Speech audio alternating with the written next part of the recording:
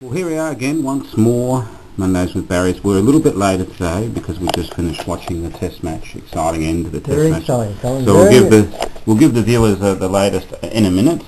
Yeah. But firstly, we're going to talk about this here. Tell us about that. Yes, another photo I just got out the cupboard. It's the 1961 Grand Final up in Horsham, Rapanya Plain Stall. We beat still the records. It's probably nearly the record for the last 40 years. We won by 11 goals. Right. And just point yourself out. And I think I was the deputy vice captain then. They're around here. Where am I? They're next to Mick Cyber, the coach. Yep. Where's Mick Simon? In the middle.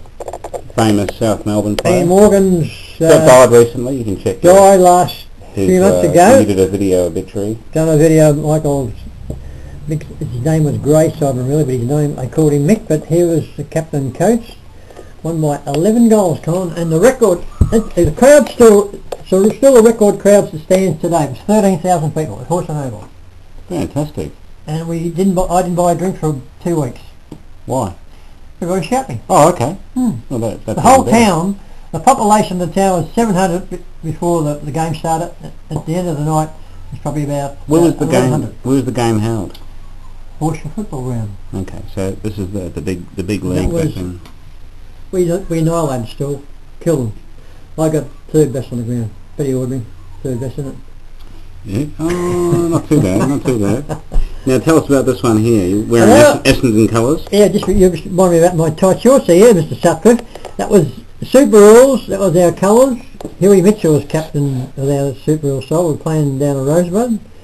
We played some other side, who it was now, but we beat them. And I kicked 5 goals. 9-point goals I kicked them that. 9 points for drop kick goals it was. Oh, okay. Yeah. Special rule. I got 5 of them. Okay, so that's you and your sort of the end 1980, 83 or 82 it was. So like the end of your career there, pretty much. I was still playing. Yeah, but at the end of your career, not yet. Oh, I wasn't professional. The twilight. No, that wasn't professional. That was just social.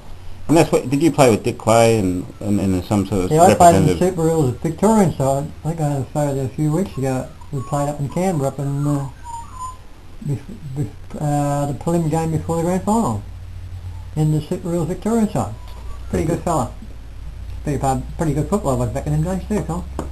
Okay, so just before we get to the cricket updates and the scores and all that sort of stuff, just tell us, have you seen anything? You walk up and down the street, anything different these days happening? Well, I was going up the street yesterday morning about 11:30, Colin. I'm walking down the street to go and get the paper as usual, my 20-minute walk. And I seen this fellow walking in front of me, and well, it's nothing unusual, a fellow walking in front of me, is it? No, but I got up and I sort of just going past him. He's got this sort of remote control in his hand, sitting walking like that. I mean, I've seen most people walking their dogs, their cats and their pigs and whatever. What do you think he's got in front of him? A pigeon. No, he's got his own little car with his remote control. He's walking out. I can't believe it. And he's held about 20 feet in front of me. I looked at him. I said, "Is he 10-year-old? He's 40-year-old fella, mature man. And he's following his little." Yeah, it's a bit of a thing at the moment. People have got their remote control. About 10. No, I know a few people have got. I'm not walking down the street with a thing in front of you. I wouldn't be surprised if you had one coming up. Well, I'd love one. I like one going around this table here now, but no, not in the street, walking in front of you. Well, that is interesting. It's weird, isn't it? Very interesting. I looked at him and I sort of had a good. I thought he might have just got out the nut house or something, or just let out for the afternoon or something, or morning. No, but he went right down the end of Station Street. Wow, that is exciting. People down when maybe like me say, "What is this man doing?" I did see a guy talking to himself today. I thought well, that's all right. I thought he had As long as you don't answer yourself back, Colin. No, he was answering himself. I thought he had like a Bluetooth thing, like for his telephone, but there was no. He wasn't talking on the telephone at all. Oh, I think it's stuck in his ear. Yes. So. No, people talk themselves. It's nothing wrong with talking yourself. Okay, as long as you don't answer yourself back, yeah. Okay, very good. Wow, we just finished watching the cricket. What an exciting review. If the viewers haven't seen it, New Zealand won by 9 runs only. What happened was Australia were cruising to victory. You could say that, Barry? Oh, no. Boy, early doors. There was 5 wickets left. Well, last night they were 72 without loss. Well, they just capitulated early today, but they needed 60 runs with 5 wickets. I thought, I switched it off and I'll go and do something. Next thing you come in the front door and said there's 9 wickets down, so I tuned in. Oh, it wasn't exciting. But that 9 wickets down, they needed 41, which was a record. If they were to get the win, 9 wickets, the previous best was 38 runs to win on the last wicket. 38, is that all? That was longer than that. No, 38. To win, to win, yeah, sometimes you get it without getting a record, so yeah. It got down and it looked like Warner, he got a bit nervous, didn't he? He looked like he had to win it off his own bat. I thought he's putting a little bit too much confidence in Nathan Lyon, which he can bat that Nathan Lyon, but he just give him too much. He should have just taken singles instead of not taking single and taken west the twos, because he looked as though he could have been he'd bat there for another 3 days the way he was batting Warner. Yeah, there's a few chances. There's a few chances. New Zealand there was referrals and. What do you think of the referral system? Well, I think it's probably the best thing they've brought in since cricket has been going forever. But at least the umpires, if they're wrong, they can refer it. And if the fielding side think they're in the right, they can just get they had 3 referrals each, 2. And successful. So if you keep on getting successful, you can have as many as you like all day. No, it is. I mean, the umpires, some of them umpires the last 20 years, they're half blind and they can't see. But today, I reckon it was just about a frag out, but missing the leg stump. Yep. Only that much, because the ball, the camera, they show the picture. With 9 out though, it's that one chance when you got 9 out, whereas Australia had to do about 10 wonderful things. New Zealand only had to do 1 wonderful thing. Yeah. And you could just sort of feel it, and New Zealand won the first time they beat Australia in a test match in 20 years. Well, I thought it would have been longer than that, but 20. It's a long time, and no wonder they got excited after going. Good luck for them too, but I'll tell you something about that John Bracewell. Not John, that was his uncle, I think, John Bracewell. Yeah, Doug Bracewell. This fella is a very good bowler. Very good. He took 6 wickets. Yeah, I know. I think he got man of the match. Well, it'll be a toss-up, him and... I wouldn't be Warner, because he took 9 for the match. 9 wickets for the match. Well, I think Warner nearly won on his own the last... Yeah, he almost won it, but he didn't. Whoever won it... Because New Zealand won it, they would have given it to... Yeah, I think. No, he's a very good fielder, Bracewell, but... No, but Warner... Who's going to be out? Who's out?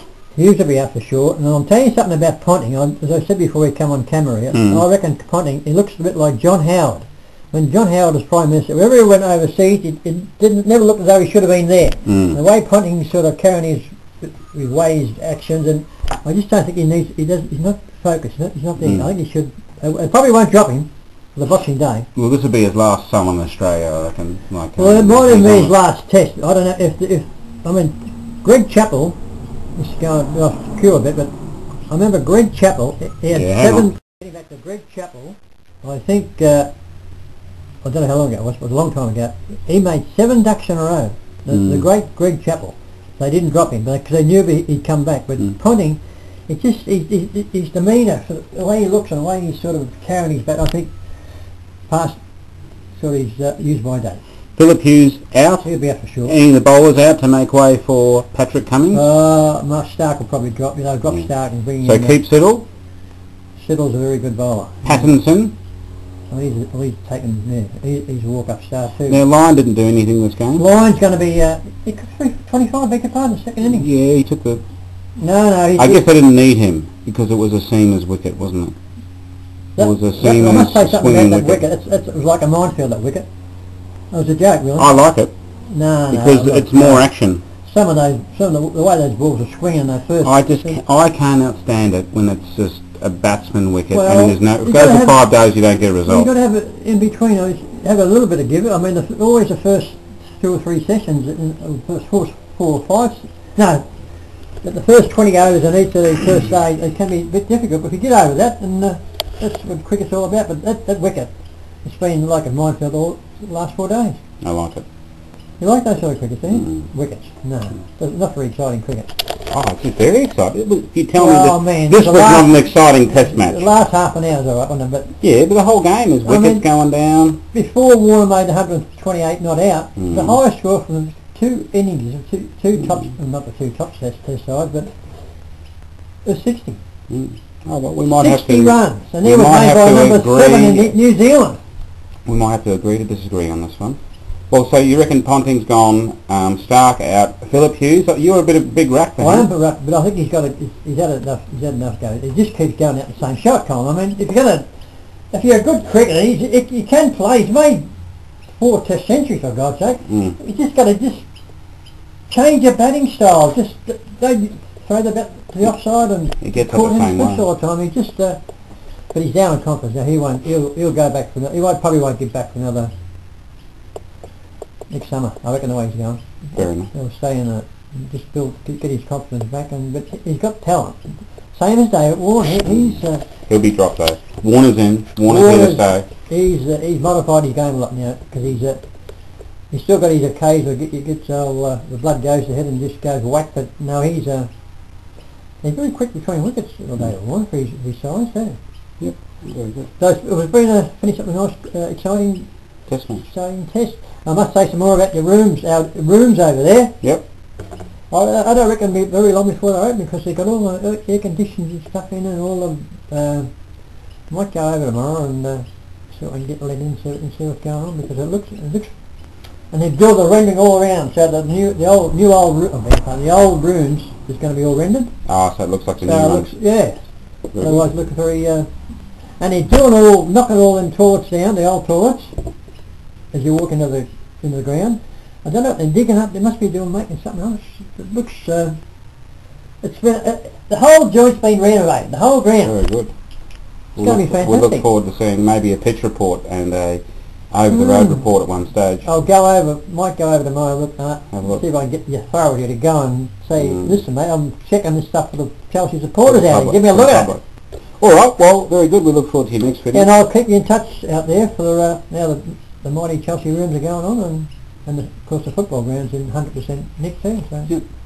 All right. Well, that is goodbye from me. And goodbye from me, and we'll see you next time.